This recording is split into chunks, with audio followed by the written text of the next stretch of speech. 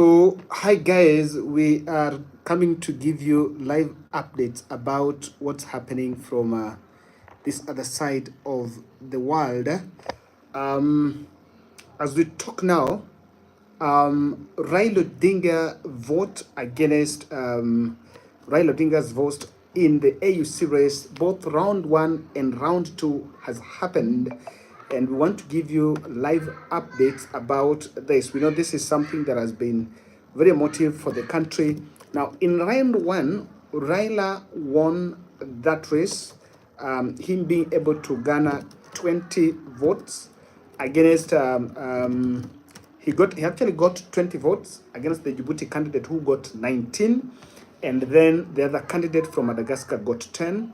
Now, according to the rules, he was actually knocked out. The Djibouti candidate was knocked out. So Raila Odinga faced with the Djibouti candidate in the second round. And in the second round, the results are that Raila Odinga was able to garner 22 votes against the Djibouti candidate, who actually is understood that is coup 19, he's coup 20, and then the Madagascar candidate have been locked out. So even to that end, not yet. So it means that immediately the round two is done, the round three will continue after the other person is disqualified. And then we're looking at this because the votes that Raila got in the second round, in the first round he got 19, not 19. Yes, in the first round he was able to garner 20. So out of what happened in the second round, he got some 3 votes from the South African bloc because it is the South African candidate who had been now removed. The real battle begins as now the Madagascar candidate is eliminated and round two is now underway. Now, one thing you need to agree is that the vote is very tight, and it is not no clear odds of who is going to lead.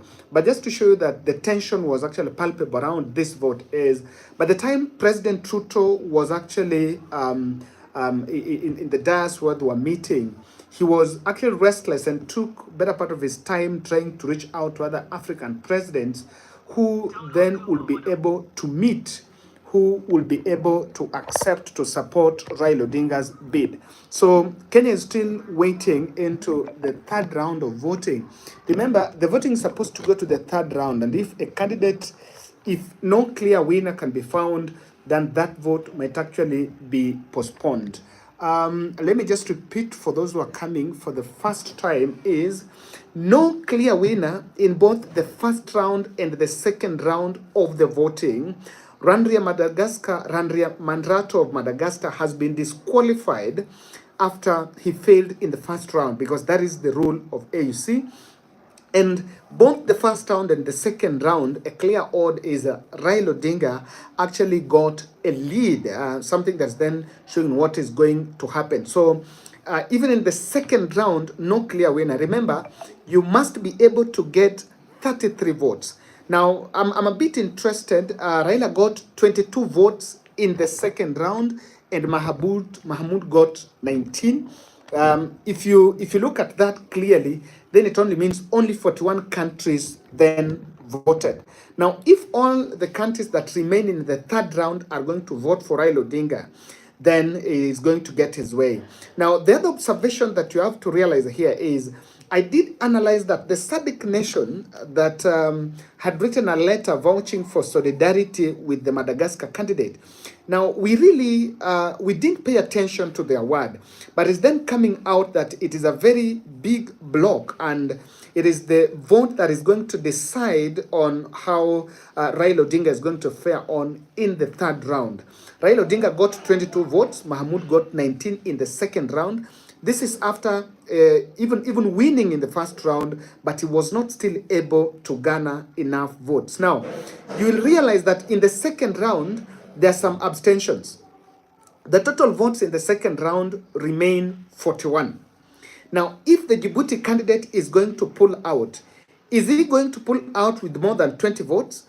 If the Djibouti candidate pulls out with more than 20 votes, then even in the third round, there is not going to be a clear winner.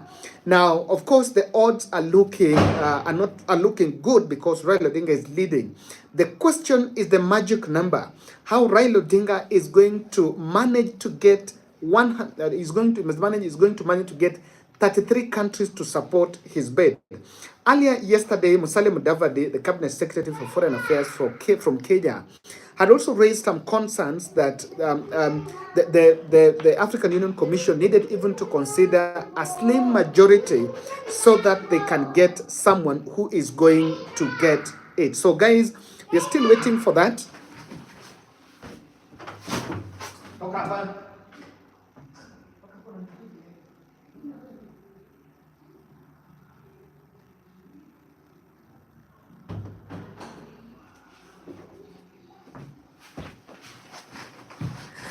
So sorry, guys. So this is what is happening there. Early in the day, the president really struggled, and when the presidents were in the podium there, in the main auditorium, he was very restless, and he kept on moving from one seat to the other, trying to talk to the African presidents.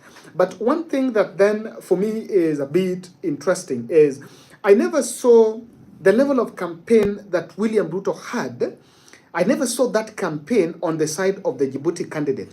So how this Djibouti candidate has been able to manage over 50 votes is something that still, over 20 votes, is something that still puzzles me. And then I totally agree with those who are saying that when it comes to the shuttle diplomacy, it is not how louder you shout. Remember, Kenya had been shouting on top of their voices. Earlier during the day, we saw some people from Kondele. They were actually on the streets and, of course, watching and some celebration. And this was also seen even in Addis Ababa yesterday. The Kenyan team that were in Addis Ababa were also seen making some celebrations. Now, we took an issue with the way that was